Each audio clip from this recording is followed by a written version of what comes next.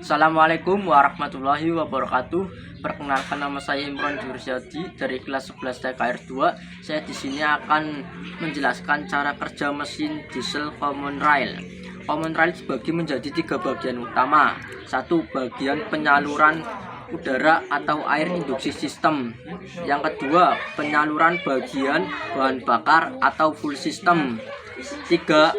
Kontrol elektronik atau electronic control system. Berikutnya, bagian kontrol elektronik sistem juga memiliki bagian utama. 1. Sensor-sensor atau input. 2. Kelompok aktuator. 3. ECU-nya itu sendiri. Kita bahas penyaluran udara. Komponennya terdiri dari udara itu sendiri. Selanjutnya, filter udara masuk ke turbocharger. Fungsinya sebagai kipas untuk mendorong udara masuk ke intake manifold. Yang berikutnya, saluran masuk ke throttle, kemudian ke intake manifold, melaju ke ruang pembakaran. Selanjutnya, sisa pembakaran masuk ke exhaust manifold, kemudian ke saluran ECR ini. Nanti dia membuka dan menutup, memberikan sisa pembakaran yang belum terbakar sempurna ke intake manifold untuk dibakar ulang. Berikutnya ada saluran FGT. Ini adalah valve gate charger untuk membuka saluran turbocharger ke saluran buang dan diteruskan ke saluran knalpot. Sekarang kita masuk ke sistem bahan bakar. 1. Tangki bahan bakar, kemudian ada full line, kemudian full system, dan weather sediment yang berfungsi untuk menyaring kotoran dan air yang bercampur dengan bahan bakar. Kemudian ada full pump untuk memompakan atau menghisap bahan bakar dari tangki BBM. Kemudian menuju saluran FCS, suction control valve, untuk mengatur volume aliran dari bahan bakar yang masuk ke supply pump. Kemudian supply pump berfungsi untuk memompakan bahan bakar bertekanan sangat tinggi. Berikutnya ada check valve, berfungsi sebagai katup searah meneruskan tekanan tinggi ke delivery L. Ini adalah saluran bertekanan tinggi. Kemudian selanjutnya yang panjang adalah common rail. Kemudian ada injektornya yang menyemprotkan bahan bakar ke injeksinya. Jumlah banyaknya sesuai perintah ECU. Common rail berfungsi untuk menampung bahan bakar bertekanan sangat tinggi yang membagikan ke masing-masing injektornya sendiri.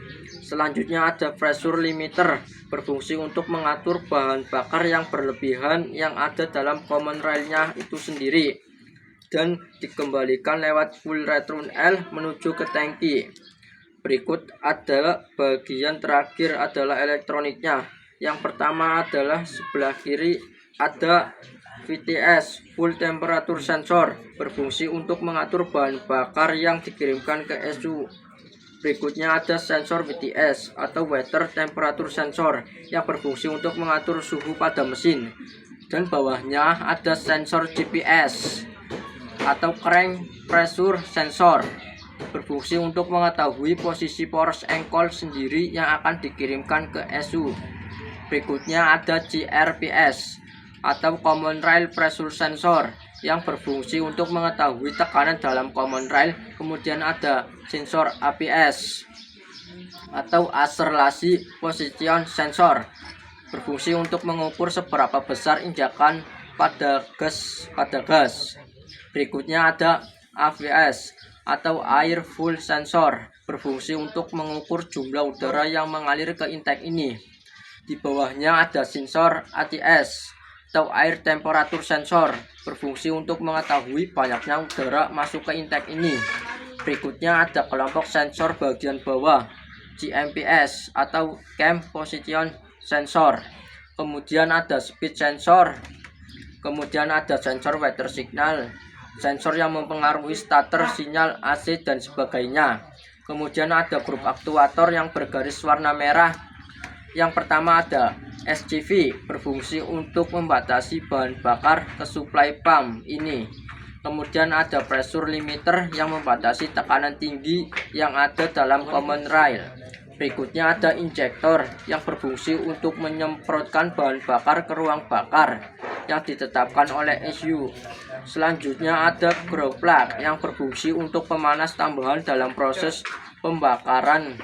Kemudian ada relay yang berfungsi untuk meng-on-off-kan sistem bahan bakar itu sendiri. Kemudian ada kelompok SVGTH atau Switch Valve Gate Throttle untuk membuka dan menutup throttle. Kemudian ada SFIGR untuk mengatur membuka tutupnya IGR. Kemudian Switch Gate Turbocharger atau SVGT untuk mengatur membuka dan menutup kipas turbocharger.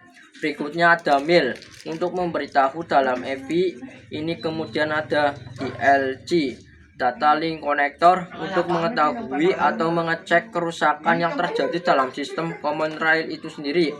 Sekian penjelasan dari saya. Mohon maaf jika ada kesalahpahaman. Wassalamualaikum warahmatullahi wabarakatuh.